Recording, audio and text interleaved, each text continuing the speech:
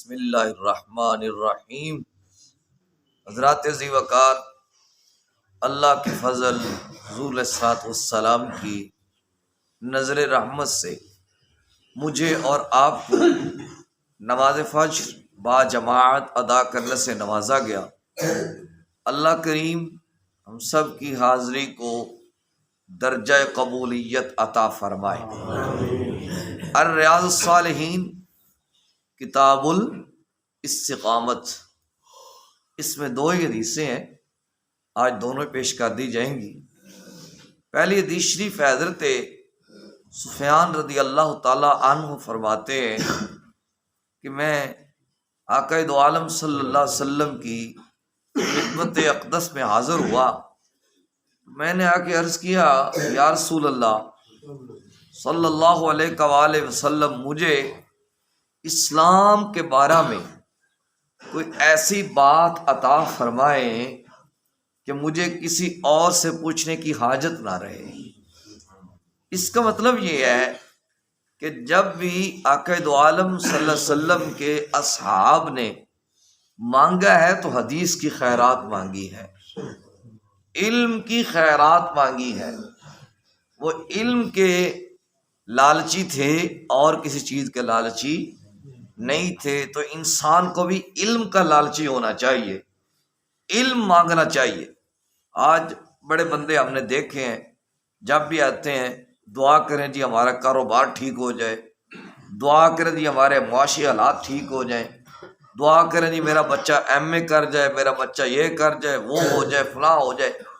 کبھی کسی نے آ کے یہ نہیں کہا کہ دعا فرمائے میری اولاد نمازی بن جائے۔ کبھی کسی نے آ کے یہ نہیں کہا، بلکہ یہ تو ہوتا ہے کہ اگر امام صاحب یا قاری صاحب اولاد پر نماز کے معاملات میں سختی کرتے تو ہم ان پہ مواخذہ تو کرتے ہیں، بلکہ یہ کبھی نہیں کہا کہ ہماری اولاد نمازی بن جائے۔ اس طرح کی ہم نے آرزو کبھی نہیں کی، جبکہ ایسی آرزو کرتی رہنی چاہیے۔ اچھا، آقا دو عالم صلی اللہ علیہ وسلم نے جواباً ارشاد فرمایا، آمنت باللہ ثم استقم۔ جب تو کہہ دے نا کہ میرا ایمان اللہ پر ہے، جب تو اللہ پر ایمان لے آئے، ثم استقم، پھر اس پہ پکا ہو جا، پھر اس پہ پکا ہو جا۔ اس پہ ہم کل بھی پرسوں بھی گفتگو کافی کر چکے ہیں کہ ایمان پہ استقامت کس طرح کی ہونی چاہیے۔ دوسری حدیث شریف ہے، سیدنا ابو ہریرہ رضی اللہ تعالی عنہ بیان کرتے ہیں کہ نبی کریم صلی اللہ علیہ وسلم نے فرمایا، اے میرے صحابہ، میانہ روی اختیار کرو اور سیدھے رستے پر چلو، اور سن لو اللہ کے نزدیک اگر تم یہ جانو کہ تمہارا عمل تمہیں نجات دلوائے گا، یہ نہیں ہو سکتا۔ صحابہ نے عرض کیا، یا رسول اللہ صلی اللہ علیہ وسلم آپ بھی؟ فرمایا، ہاں مجھے بھی، ہاں مگر یہ ہے کہ اللہ کی رحمت اور اس کا فضل مجھے ڈھانپ لے۔ اب اس حدیث شریف ذرا وضاحت توجہ سے سنیے۔ پہلا اس کا جز ہے کہ میانہ روی اختیار کی جائے۔ اس کا مطلب یہ ہے کہ ہر کام میں میانہ روی اختیار کی جائے۔ کھانا کھایا جائے تو درمیانہ سا کھایا جائے، ہلکی سی بھوک رکھی جائے۔ اگر خرچ کیا جائے تو اس میں بھی میانہ روی ہونی چاہیے، کم خرچ بالا نشی۔ اگر لباس خریدا جائے تو اس میں بھی میانہ روی ہونی چاہیے۔ اگر گھر کے معاملات ہیں، نہ زیادہ سختی ہونی چاہیے نہ زیادہ نرمی ہونی چاہیے، بلکہ میانہ روی ہونی چاہیے۔ اسی طرح اگر ہم نفلی روزے رکھتے ہیں تو ان کے اندر بھی میانہ روی ہونی چاہیے، یہ نہیں کہ روزے پہ روزے رکھتے چلے جائیں۔ اسی طرح اگر ہم عبادت کرتے ہیں تو اس میں بھی میانہ روی ہونی چاہیے۔ ایسا نہیں ہے کہ ساری ساری رات اللہ کی عبادت کرتے رہیں، صبح میرے معاملات ڈسٹرب ہوتے رہیں، میری ڈیوٹیز ڈسٹرب ہوتی رہیں، دفتر میں جاؤں مجھے نیند گھیر لے، تو مجھے ایسی عبادت کرنے کا کوئی فائدہ نہیں ہے۔ پہلے میں نے اپنے حقوق پورے کرنے ہیں۔ تو میانہ روی کا اسلام درس دیتا ہے۔ کس کا درس دیتا ہے؟ میانہ روی کا درس دیتا ہے۔ وہ پنجابی کی مثال ہے نا کہ نہ تے اتنا میٹھا بنو کہ اگلا کھا جاوے، تے نہ اینا کوڑا کرو کہ اگلا نہ اینا کوڑا بنو کہ اگلا تھوک دے وے.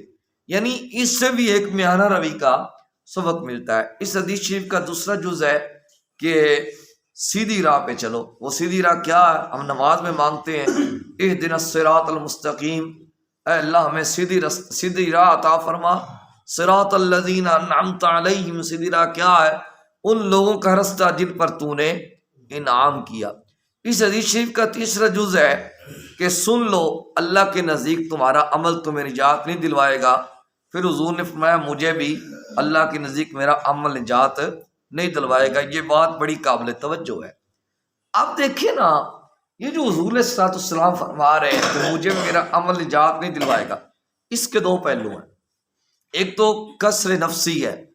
کسر نفسی کہتے ہیں کہ جب بھی کوئی شخصیت بڑے کے بارے میں بات کرتی ہے تو اپنے آپ کو مٹا کے پیش کرتی ہے. تو جتنے نبی ہیں، ظاہر ہے اللہ کریم تو سب سے بلند ہے نا، اللہ پاک تو سب سے بلند ذات ہے. تو جتنے انبیاء ہیں جب بھی اپنے آپ کو اللہ کی بارگاہ میں پیش کرتے ہیں تو نہایت عاجز بنا کے پیش کرتے ہیں. پھر امام الانبیاء نے بھی یہاں پہ اپنے آپ کو عاجز ظاہر فرمایا اور ہمیں سبق دیا.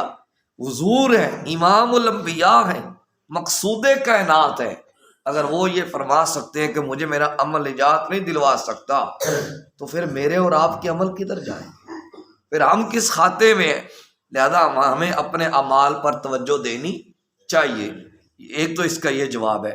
دوسرا اس کا جواب یہ ہے کہ کوئی بھی عمل کرے، نماز پڑھیں، زکوٰۃ دیں، صدقات و خیرات ادا کریں، یا اور کوئی تہجد ادا کریں، قرآن پاک کی تلاوت ادا کریں، صدقہ کر دیں یا کسی کے ساتھ نیکی کر دیں، تو اس کو بڑا بنا کر اللہ کی بارگاہ میں پیش نہ کریں.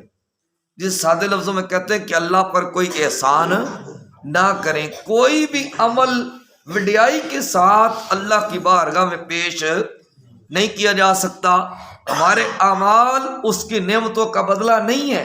اور میں نے پچھلے دن میں حدیث پاک عرض کی تھی نا کہ برسوں سے عبادت کرنے والا بندہ ایک آنکھ کا حساب نہیں دے سکے. تو دوسری حدیث میں یہ آتا ہے کہ اگر بندے کا جب آخری وقت آ جائے تو اس کے پاس پوری دنیا کی دولت ہو تو وہ یہ کہے گا کہ میری پوری دنیا کی دولت لے لی جائے، مجھے ایک سانس اور دے دیا جائے. اس کو ایک سانس نہیں دیا جائے گا. اس کا مطلب یہ ہے کہ جو اللہ کی عطا کردہ سانس ہے، اس ایک سانس کی قیمت بھی پوری دنیا کی دولت نہیں ہے. اس ایک سانس کی قیمت بھی پوری دنیا کی دولت نہیں ہے. لہذا ہم اپنے اعمال کے ذریعہ سے اللہ کی نعمتوں کا بدلہ دے نہیں سکتے. خس خس جنہ قدر نہیں میرا، میرے صاحب نو وڈیائیاں، میں گلیاں دا روڑا کوڑا، مینوں محل چڑھایا سائیاں. بس یہ انداز ہونا چاہیے کہ اپنے عمل کو بڑا بنا کر اللہ کی بارگاہ میں پیش نہ کریں، بلکہ نہایت عاجزی سے اللہ پاک کی بارگاہ میں پیش ہو جائیں. اللہ پاک سے التجا ہے، اللہ پاک مجھے اور آپ کو استقامت نصیب فرمائے، ان باتوں پہ عمل کرنے کی توفیق نصیب فرمائے. صلی اللہ تعالی علی حبیبہ الاعلی سید الانبیاء محمد وعلی آلہ وصحبہ اجمعین برحمتک یا ارحم الراحمین.